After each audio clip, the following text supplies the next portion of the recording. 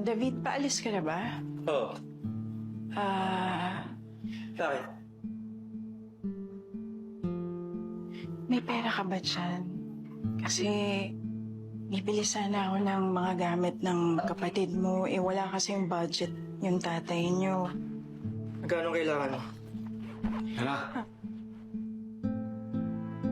Tay, ayos lang man ho. Hindi na. Pumasok ka na. Baka mauli ka pa.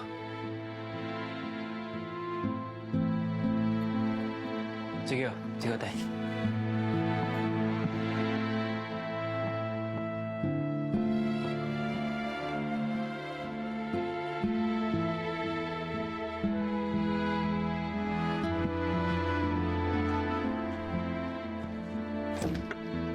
Bakit mo hininga ng pera si David?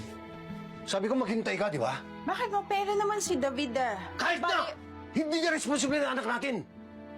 Ako nga man yan! Akong bahala dyan!